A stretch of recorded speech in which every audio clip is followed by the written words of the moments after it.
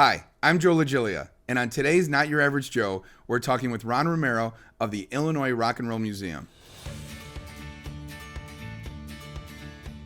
Hi, everyone, and welcome to another episode of Not Your Average Joe, powered by Mortgage Message. My name is Joe Joliet, and today I'm joined with Ron Romero of the Illinois Rock and Roll Museum. Ron, welcome to the show. Thanks for having me. Absolutely, Ron. We're so excited to have you to the show.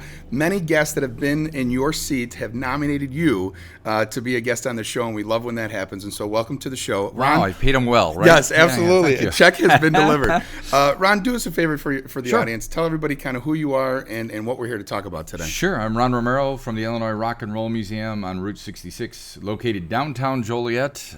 It's all about Illinois music history and economic development for downtown Joliet too. So exciting. We're going to get into that, but let's start at the origin story. Tell us how this journey for this amazing initiative began.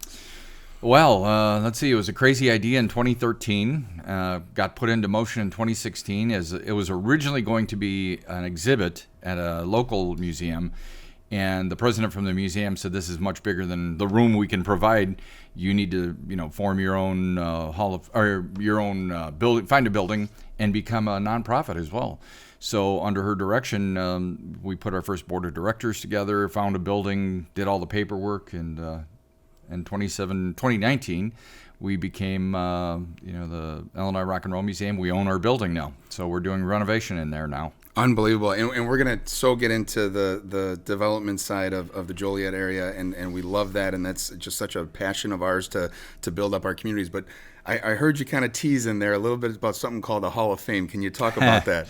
Yeah, so last year we held our inaugural Hall of Fame, and it went really well, much better than we had expected. Last year we inducted Chicago, Cheap Trick, REO Speedwagon, Ides of March, the Buckinghams, Buddy Guy, and Muddy Waters. I mean, gives you an indication of what kind of music we have here in Illinois. It's an all-star list right there, to say the least. Now, before we keep moving down this, I want to make sure I grab this in the beginning of the interview. Where did your love for music begin? Wow. I was born in 1948. No, I'm just kidding.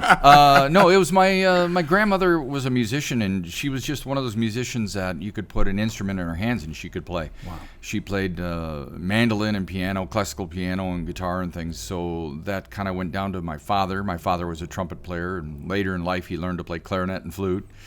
And we always had instruments in the house. So I was in every band, every chorus, everything through school. And it just became a passion for me. So we're excited because we talked about the incredible success of that first Hall of Fame induction. Ron, tell us about what we have coming up here. What sounds to be like another amazing lineup.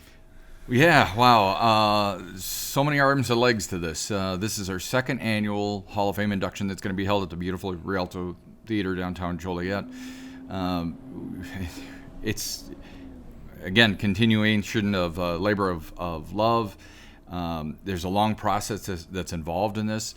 It starts out with going out to the general public for nominations, and this year we had literally thousands and thousands of nominations. It came from around the world, from Ireland and UK and England and Australia and Germany, all over the world.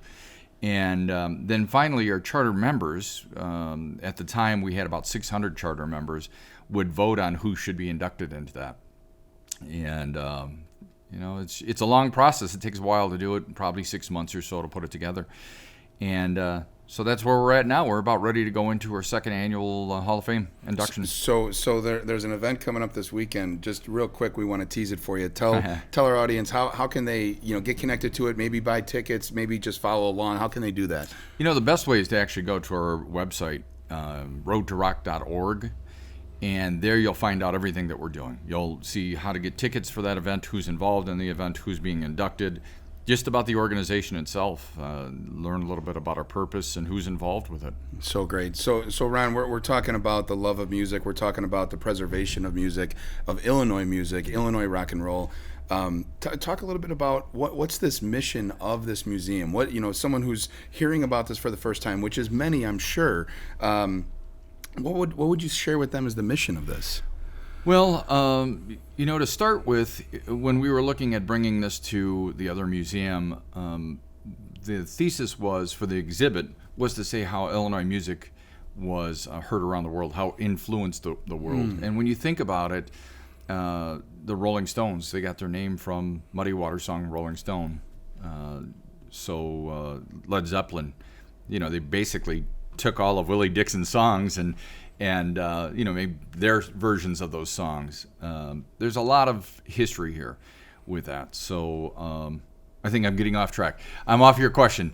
No, but interestingly enough, you're kind of spot on in the sense of sounds like one of the missions is certainly to provide that historical factual side of it. Yeah, kind of maybe speak and expand on that. Yeah, we wanted to honor and preserve the music from Illinois.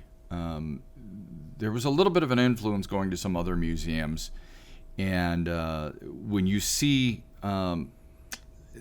one of the museums that I went to was Rick Nielsen's exhibit at Burpee Museum.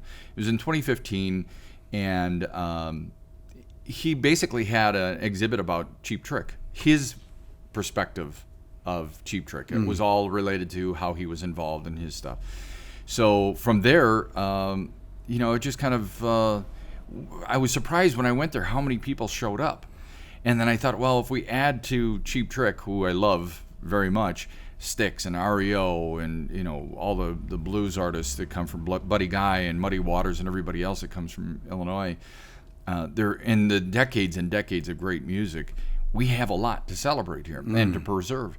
And if you think about it, there's a lot of museums in LA, Nashville, California, all different places, but we haven't yet really embraced that yet. Right. So that's what I wanted to do, was give the audience a chance to come and learn more about the musicians from Illinois. Well, what's great is, and obviously, I can't be the first one who's maybe watching this interview, Ron, and thinking, well, Joliet, of course, the Blues Brothers, right? Of course. So much history. But on a bigger global perspective, I think everything that is old becomes new. And I think of, I have younger kids, and I grew up listening to all these bands because of older brothers and sisters and aunts and uncles, right? They introduced it to me, and wanting to introduce it to the next generation, I got to imagine that that's such a big piece of this.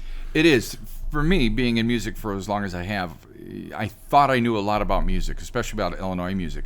But once I really got into this, I started learning, and that's one of the joys of doing this, is getting to learn who else is from Illinois or what their story is, what their backstory is. I really enjoy doing that. I see here in my notes somewhere that it talks about a possible big announcement. Is there anything you could share about that? There's all sorts of announcements. We don't want to let too much out. Yeah, well, let me give you a few announcements. One is that we just recently got a grant from the state for Route 66 improvements. That is what we're doing with that is we're actually building an iconic sign that'll go on the front of more of a sculpture on the front of the building. That's in the shape of a guitar, that's in shape of our logo, actually. Wow. That's one of the first things. We hope that'll be what you see in all the tourism commercials and everything else. Absolutely. That'll be something that will draw people to Joliet. So that came through. We have this next event, we have Jim Peterick from the Ides of March. We have Dennis DeYoung from Styx. We have, in fact, the day before, Styx, the band, the rest of the band, I should say, is not able to attend. But Dennis DeYoung, of course, who's the main songwriter and the voice of Styx, will be there. So we're excited to have them there as well, too. Yeah. Dennis DeYoung as well. But the day before, they're playing in Tinley Park. So I get to go induct them in Tinley Park in front of 14,000 fans. Wow. And that's not been announced yet. So. Well, we appreciate here at Not Your Average Joe. Some people who don't know might just go, hey, I know that guy on stage. That's right. That's my friend from down the street. We're all about the breaking news here at Not Your Average Joe, so thank you for that, Rod. I think about just the history that we just discussed, talking about the Rock and Roll Museum. But, Ron, I got to imagine that this museum is not just limited to rock and roll music. Very good assumption. That's very true. We chose the word rock and roll because it had some sizzle to it. It's kind of fun. We could have been the Illinois Music Museum, right. But rock and roll is just a fun name. A lot of people say, come on, let's get up and rock and roll. It means other thing than just a genre of music.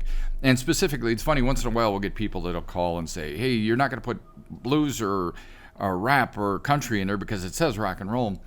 if we were going to just stay to rock and roll, it would be 1950 something to 1960s, and that's it. Right.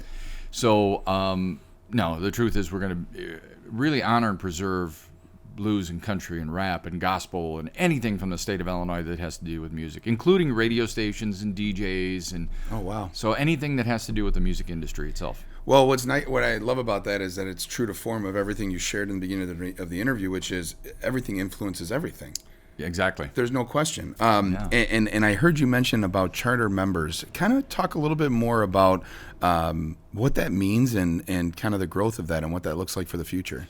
So the charter members are basically people who are helping to get the museum off the ground.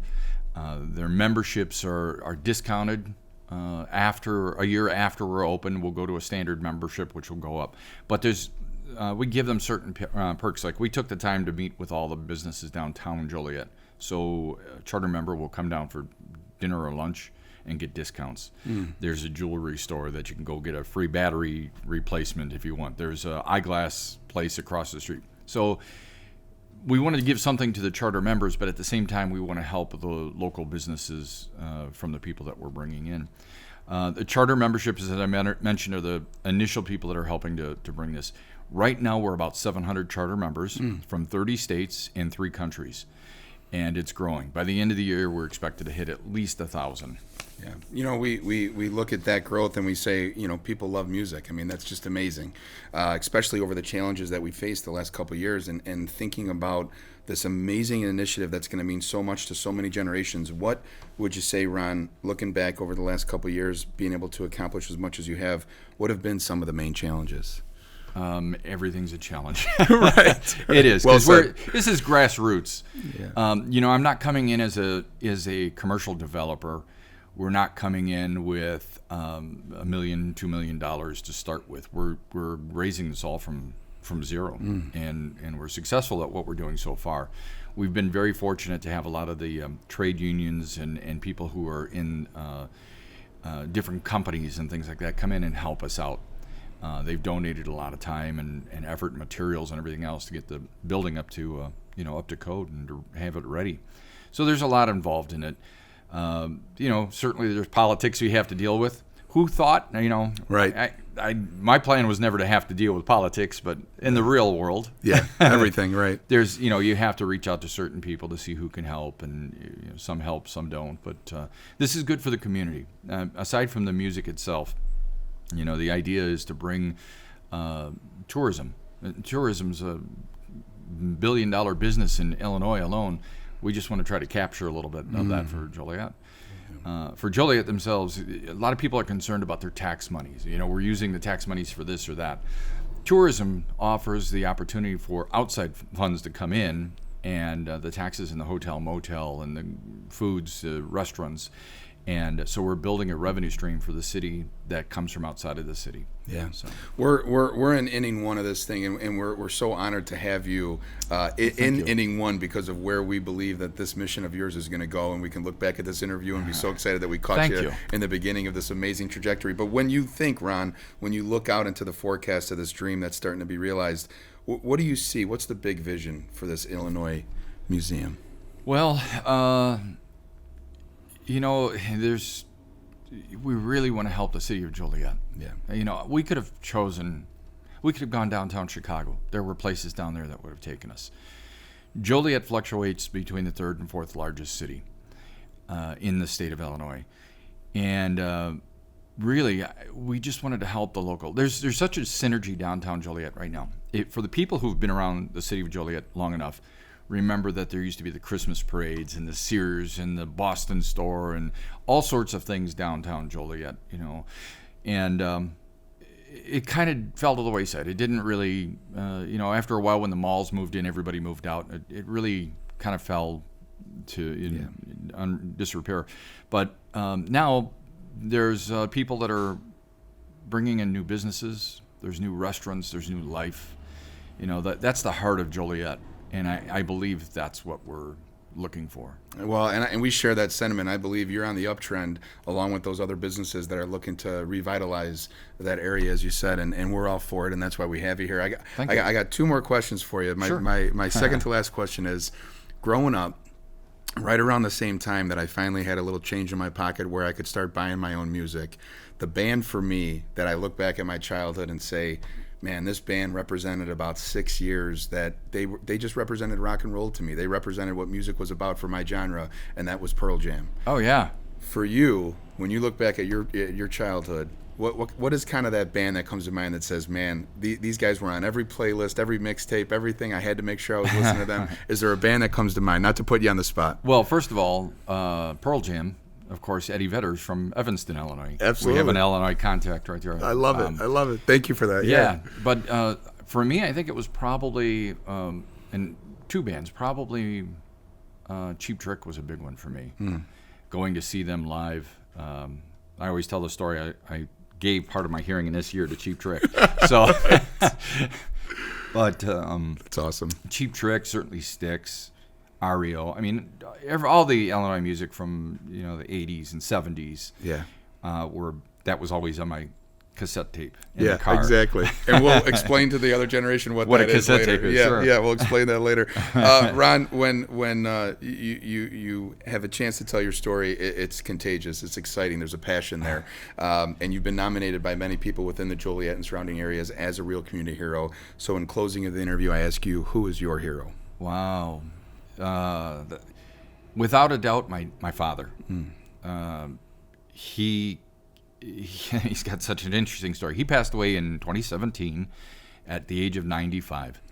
He came to this country from Mexico, and I think he was maybe 10 or 12 years old, young, very young.